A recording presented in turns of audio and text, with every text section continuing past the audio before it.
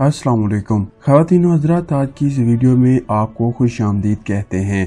ख़वातीन व हज़रात, सूरह यासीन को कुरान पाक का दिल करार दिया गया है।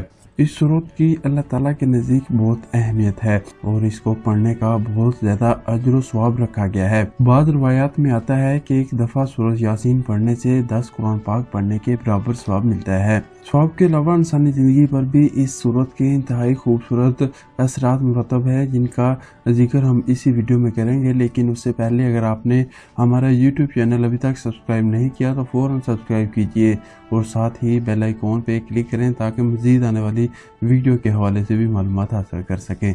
ख़वातीन हज़रात, बे औलाद ख़वातीन के लिए यासीन का वजीफ़ा औलाद के हसूल का बाइस बनता है। अगर किसी के यहाँ औलाद ना होती हो तो वो इसे चाहे कि जुमे की नमाज के बाद बावजू हालत में मरतब होते हैं और 11 मरतबा यासीन पढ़ें और फिर इंतहाई रकत और आजिज़ी के साथ अपना सर सज्जे में रख कर रब ताला की बारगाह में औलाद के लिए दुआ मांगे।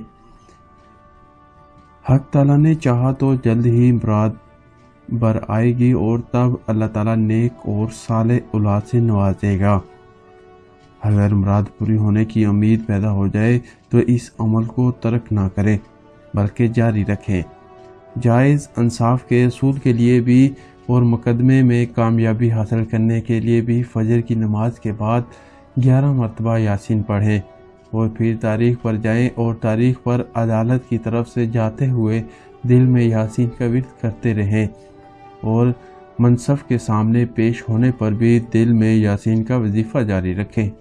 ख़वातीन हज़रात, हक ताला ने चाहा तो इंसाफ के असूल में कामयाबी होगी और फैसला हस्बे मंशा होगा। यासीन के पढ़ते रहने से मनसफ की तरफ से बेइंसाफ़ी और गलत फैसला दिए जाने का खदशा भी जाता रहेगा। कारोबार करने वाले अफराद के लिए हर रोज़ बावजू होकर सूरह यासीन पढ़ना कारोबारी मुश्किलात को ख़त्म करता है। इस मकसद के लिए हर रोज़ कारोबार के मुकाम यानी दुकान, कारखाना वगैरह में दाखिल होकर सुबह सबसे पहले यासीन पढ़ें और फिर कारोबार मामलात की इब्तिदा करें। इससे कारोबार में तरक्की का सामान पैदा होगा और कारोबार में बरकत पैदा होगी और पर्दे गैब से रब ताला गाहक भेज कर कारोबार की तरक्की वगैरह बरकत का सामान मुहैया करेगा। ख़वातीन हज़रात, अगर किसी पर कोई झूठा इल्ज़ाम लग जाए और कोई भी खलासी का सामान न पैदा हो रहा हो तो हर शख्स इसे कसूरवार समझ रहा हो तो इस परेशानी से निजात हासिल करने के लिए फजर की नमाज के बाद उसी जगह पर बावजू बैठकर 11 मरतबा